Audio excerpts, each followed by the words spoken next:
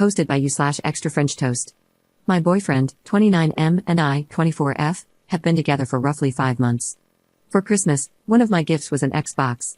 A while back, I was reading something out loud to him from a gaming news site, and I mentioned that Ninja makes something like $500K a month on Twitch. Since learning this, he has wanted to become a streamer. Now every time he plays a game, he streams it. I stated in my title that he's trying to become a streamer, but he really isn't trying at all. He's just streaming what's on his screen from his Xbox with no face cam or even a mic. He told me he's really shocked he doesn't have many viewers. I gently tried explaining to him that streaming/YouTube is all about your personality, but to no avail. He's also really camera shy and doesn't even have many pictures of himself over the years, to the point where his mother gave up on trying to get him into family photos. So I don't understand how being a streamer would even work for him, or why he thinks it's a good idea. He also sits very quietly, muttering an occasional F-bomb as he plays video games. The popular streamers he's trying to emulate have natural humor and commentary, and he just doesn't have it, if you know what I mean. He even mentioned that I should start streaming because I'm pretty good at some games. I laughed it off and said I have no interest. In a past relationship, I was called negative, so I didn't want to just rain on his parade. For some background, he's in school to be an architect, has a good union job, and gets paid pretty well. So it can't just be about the money. This week, I was out doing errands, and he said he was going to pick up his laundry and the groceries for me to cook dinner before I got there. When I did arrive, he was sitting in his room in boxers, streaming for no viewers, and the laundry and groceries still hadn't been picked up, even though it had been about 6 hours. This really pissed me off, but I didn't say anything. He doesn't usually play video games for that long, but now it's all he does in his spare time. We have a trip to Japan coming up in June, and now he's talking about buying equipment for his stream, expensive equipment. I've had my money for the trip put away for a month, but he still hasn't started saving for it. I'm afraid he'll spend money on equipment and our trip will fall apart. The other night, he happily told me that he has one dedicated viewer who watches every time he streams. What he doesn't realize is that Twitch counts you as a viewer when you start the stream, so the follower he's talking about is actually himself. I just didn't have the heart to tell him because I know how embarrassing that would be. It's become a point of annoyance every time I hear the word streamer. Any advice here? Or should I just let this Twitch stream fizzle out without my input? Commenter. Hey, just wanted to chime in as a man who watched his 30-year-old cousin fall down the rabbit hole of video games and mental illness.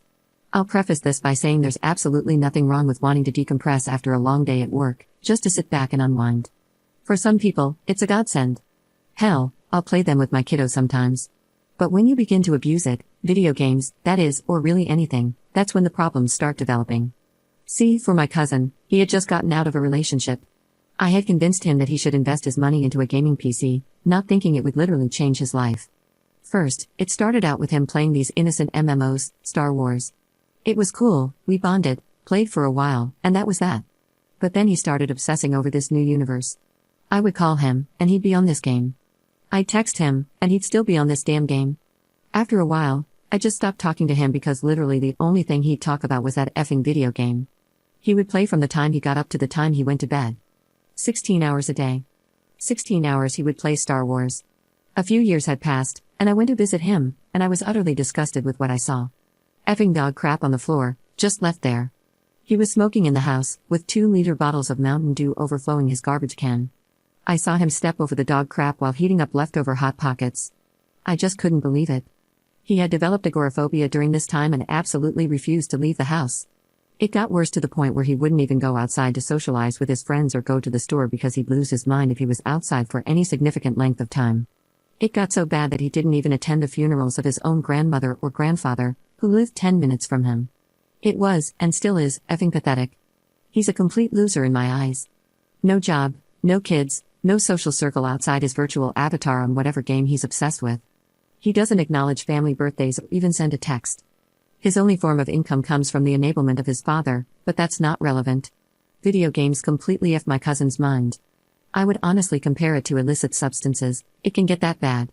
Once someone has gone too far down, it's useless to try to snap them back to reality. Update 2 days later. Some of you may not have been around to read the comments after I posted this, but I provided more details on the situation that I didn't initially mention when a Redditor, who has since deleted their comments for the sake of privacy, related to me and explained how someone they knew was the same way and seemed to have a video game addiction. Their experience eerily mirrored mine. You can read my responses here. Yesterday, after work, I had to rush home to deal with some family matters, so I didn't get a chance to sit down with him and talk, except for a 5-minute phone call and briefly passing him at work. Today, However, my path was clear, and I was determined to speak to him about this. After waking up and showering, I checked the Xbox app and saw that he was last online 30 minutes ago at 7 a.m., which means, once again, he didn't sleep at all. I didn't contact him. His day off was today, and he called me at 3 p.m. to say that he had just woken up. I could hear Overwatch in the background, and he asked how my day was going. Then, before I could respond, he angrily said, "Why the F won't this guy get off, Hanzo? He effing sucks." I had a client approaching me, so I swiftly hung up. I called him back after work while I was walking home and decided to start with small talk before getting to the subject I was leading to. I didn't even have a chance to start before he asked why I was slightly out of breath. I told him it was because I was walking through snow up a hill. He said, "It's snowing?" It had snowed heavily for quite a few hours. His place is set up so that you can't enter the hallway to the kitchen or the front door without seeing outside.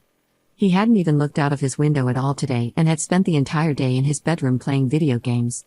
This snapped me into asking if he was planning to do anything else with his life besides playing video games. He said, "Of course, just not right now." He hadn't showered or eaten at all today, I asked, and he admitted it. I asked him if he thought that was healthy, and he replied with an edge, "What? Playing video games? Of course. Am I effing smoking meth or something?" I clarified what I meant and decided to say it directly. I told him I think he has a problem. The skipping work, not sleeping or eating, and the sheer amount of hours he dedicates to playing. He then did what most addicts do, got angry and spun it back on me. He said that I was the one who bought him the Xbox in the first place, what the F did you expect me to do with it, and that I've been playing video games long before we were together. My Xbox is mostly used as a Netflix machine and for playing Overwatch or the Dark Souls trilogy on weekends. I told him that I don't obsess over games or skip meals to play, and that I never would have bought it for him if I had known this is what it would lead to. He got angry and asked if I called just to harass him. I said I called to speak with him and share my thoughts over the past few months. He called me crazy and said, "Everyone plays video games." To whoever suggested that the streaming was just a decoy and an excuse to play video games all day, you were absolutely right. He feels justified in doing exactly that as long as he tells me there's a goal behind it all. I told him that my mind hasn't changed and that I think he has a problem and should speak to someone. He didn't respond to this. I then said that I don't feel we have anything more to really discuss, and I can't spend my time worrying about him. I feel like I might get hate for this, but I won't budge on it. He is not my child, and I can't force a grown man to eat or go outside. I've done my research and slept on it. Many people PM'd me and commented to share their stories about dealing with a loved one with video game addiction or being in his shoes themselves. This is not a battle I want to fight. He's not the person I met last year. He responded in a very mellow voice, saying he knows he's been inattentive and would like a chance to make it up to me. He said he wanted to go on a date tomorrow. I declined, and he started rambling about how perfect I am for him. I once thought the same. He kept going, saying I'm being ridiculous, and started listing things he could be doing instead of playing video games, such as, "I'm not a drinker, I don't cheat," etc. I'm sad because, before we dated, he really was a good friend. I told him that I was almost home and had to go. He stayed quiet for a while and then said okay. The fact that the video game noises didn't stop during the entire phone call didn't go unnoticed by me. He only lowered the volume, but not enough. I didn't bring it up because I don't think he would have gotten off even if I had asked. We hung up, and that was that. Fortunately, I only see him in passing at work, and I will now make sure not to see him at all. It's a huge building, so it won't be hard. I'd also like to note that I received some very unpleasant PMs, calling me an absolute BTCH for not supporting him in playing video games, and saying that I'll regret everything when he becomes a famous streamer. Some even suggested that I only care about him skipping work and potentially being fired because I'm in it for his money. I'm prepared for more of those messages now that I've decided to walk away. And I am still going to Japan.